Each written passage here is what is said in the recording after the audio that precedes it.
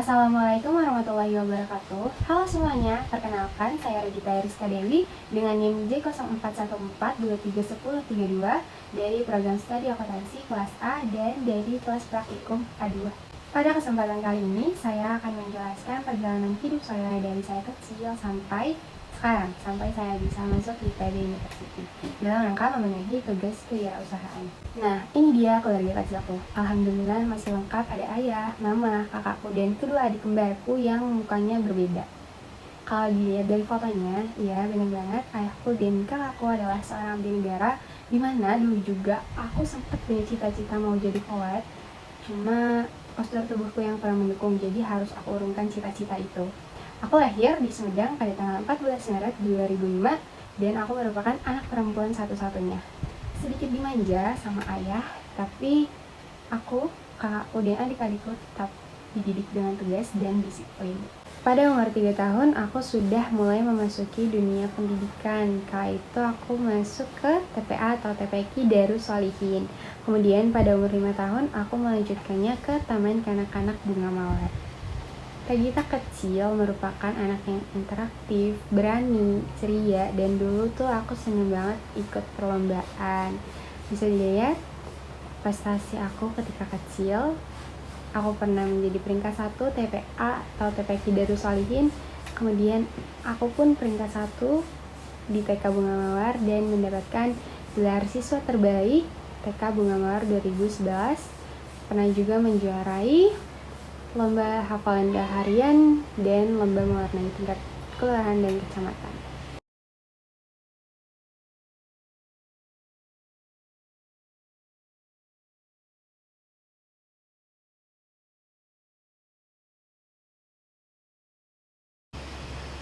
Masuklah aku ke jenjang SD. Bisa dilihat prestasiku makin banyak, makin meningkat, dan dulu aku termasuk siswa yang berprestasi, yang selalu dibanggakan guru-guruku, dibanggakan kedua orang tuaku, bahkan tetangga-tetanggaku pun ikut bangga kepadaku. Apa aja sih aku dulu prestasinya?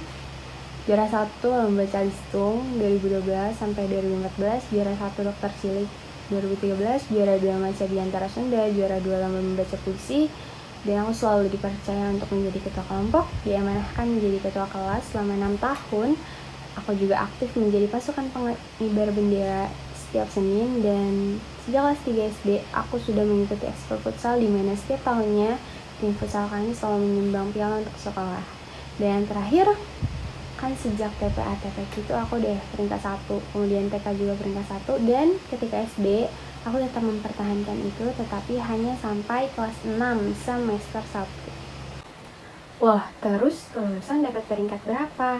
Sebelum aku kasih tahu aku dapat peringkat berapa, aku ceritain dulu kalau seminggu sebelum ujian nasional, problematika cinta monyet menghampiriku. Jadi ceritanya, sejak kelas 3 SD aku sudah menyukai seorang laki-laki, dan seminggu sebelum UN akhirnya dia menyukaiku balik dan menembak diriku. Seneng gak tuh? Coba bayangin, seneng banget kan? 3 tahun nungguin, akhirnya dia suka sama lo gitu kan. Cuma masalahnya adalah dia adalah mantan sahabatku. Aku gak mau dicap jelek sama sahabatku, akhirnya aku menolak dia. Tapi itu juga terpaksa, jadi kayak aku stres banget nolak dia. Tapi kalau aku terima dia juga, aku gak mau sahabatku nanti pergi, aku tidak mau gitu kan. Bayangin kelas 6 SD, serumit itu percintaannya. Akhirnya aku gak belajar buat UN, tapi aku pikirin dia, nangis dia, sampai akhirnya nilaiku anjlok, turun, UN juga berantakan. Dan pas kelulusan aku dapat peringkat 4. Mungkin orang bakal mikir, bersyukurlah ranking 4 masih bagus gitu kan, tapi enggak, buat aku gimana pun juga selama 7 tahun aku mempertahankan peringkat 1. Aku tidak pernah bergeser sedikit pun dari peringkat 1. Jadi ketika aku mendapatkan peringkat 4, aku merasa terpukul dengan hal itu, dan aku sudah terbiasa dengan pujian-pujian orang. Ketika aku mendapat peringkat 4, kritikan menghampiriku, apalagi teman-teman yang julid yang gak suka sama aku, itu mah benar-benar stres, benar-benar aku merasa gagal, segagal-gagalnya orang gitu. Dan itu jelas merubah kehidupanku. Aku punya trauma di situ. Aku jadi pesimis, aku jadi minder, jadi rendah diri, dan aku takut gitu. Aku takut hal itu akan terulang lagi. Aku mencap diri aku jadi tidak bisa. Aku mungkin tidak bisa untuk menjadi yang pertama lagi. Aku tumbuh menjadi seseorang yang mudah menyerah dan putus asa sekarang. Karena aku ingat ada orang yang bilang ke aku kayak gini, mungkin emang udah habis masanya lo jadi yang pertama gitu. Jadi kayak aku mencap diri aku, oh ya mungkin udah habis masanya gue jadi orang pintar, udah habis masanya gue berprestasi gitu kan. Karena omongan-omongan dari orang tuh benar-benar sakit banget buat aku gitu. Oke, ada sedikit, cuma sekarang aku sudah mulai memperbaiki lagi. Ini masa SMP ku, tidak ada banyak hal yang aku lakukan di masa SMP. Semenjak kejadian itu, aku benar-benar kehilangan semangat buat belajar. Aku pun merasa potensi dalam diriku ikut hilang dan membiarkan masa SMP ku berjalan begitu saja. Ya udah gitu aja, nggak ada yang spesial.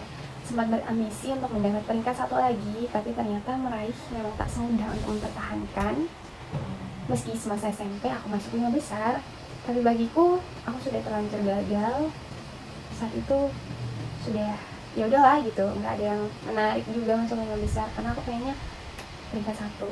Tapi karena pas kelas 6 itu aku peringkat 4, jadi kayak udah gagal, udah meskipun udah dapat peringkat 1 juga kayak udah nggak berarti gitu buat aku tuh. Cuma aku aktif ikut ekstrakurikuler futsal dan beberapa kali memenangkan kejuaraan. Mungkin itu aja prestasiku di SMP. Aku melanjutkan SMA aku ke SMA N1 Cibinong. Aku ngapain aja ya di SMA, apalagi kan hampir 2 tahun cuma Zoom, kerjanya cuma tidur, nge-Zoom, nugas juga ya liat Google, ngerjain ulang liat Google gitu. Benar-benar makin memperburuk diriku sih sebenarnya itu. Tapi aku pernah menjadi PPH organisasi rohis dan beberapa kali peserta menjadi panitia dalam kegiatan taksos, better lah daripada SMP. Terus aku juga juara 2 lomba membaca puisi dan 4 besar dari kelas 10 sampai 12. Dan itu juga bukan hal yang spesial lagi buat aku, kayak ya udah bisa aja gitu. Karena aku masih hidup dengan bayang-bayang itu, bayang-bayang kejadian itu terus menghantuiku. Jadi aku emang benar-benar tumbuh jadi seseorang yang dipenuhi rasa pesimis gitu di dalam diri aku. Sampailah aku ke fase merasa apa ya, ngeliat teman-teman udah pada keren-keren, mereka pada berprestasi, mereka rajin berorganisasi, itu benar-benar bikin aku pengen kayak mereka. Cuma aku bingung, aku mau bangkit cuma aku bingung mau mulai dari mana gitu kan. Sampai akhirnya aku ketemulah Darul Falah. Darul Falah itu tempat ngajiku, pondok Darul Falah. Di Darul Falah aku dapat banyak pelajaran yang bikin aku tersadar, dan aku mulai belajar memaafkan diri aku sendiri. Aku nggak boleh terlalu keras sama diri aku sendiri. Kemudian aku tahu gagal itu proses, tetapi buatku itu tuh hanya sebuah quote, karena aku nggak benar-benar nanemin itu di diri aku. Sekarang aku kayak, gagal itu proses, Agita. Kalau lo gak pernah gagal, lo gak akan tahu rasanya berproses itu kayak gimana gitu kan.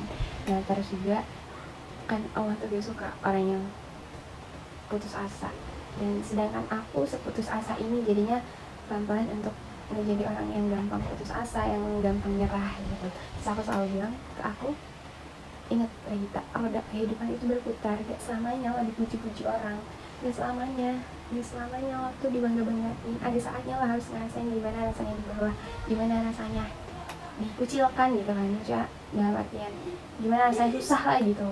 Dan pasti ada hikmah di setiap apa yang terjadi. Banyak banget hikmah, ya itulah yang aku rasain.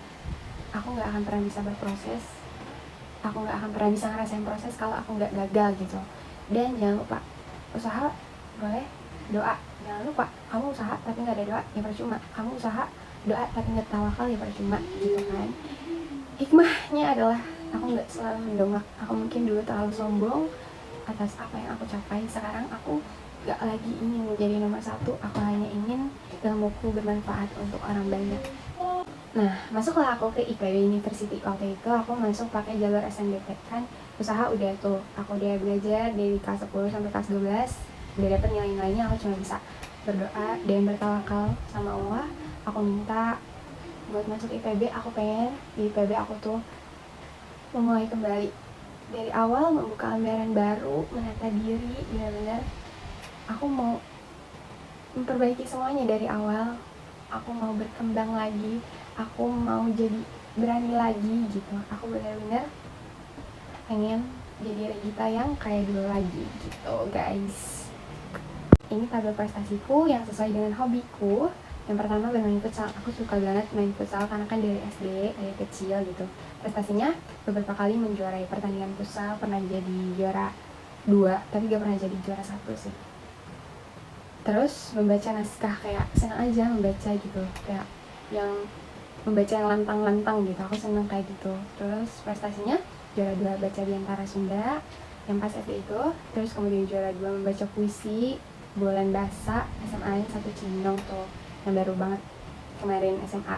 Terus yang ketiga menyanyi, meskipun nyanyinya jelek gitu kan, kayak nggak bagus-bagus banget, cuma waktu itu pas pas SMP aku ikut paduan suara dan pernah menjadi juara harapan satu paduan suara se-kabupaten. Terima kasih teman-teman yang sudah menyaksikan. Itulah pengalaman perjalanan hidupku yang penuh lika-liku, dan perjalanan hidupku adalah pengalaman yang luar biasa berharga bagi diriku. Terima kasih. Assalamualaikum warahmatullahi wabarakatuh.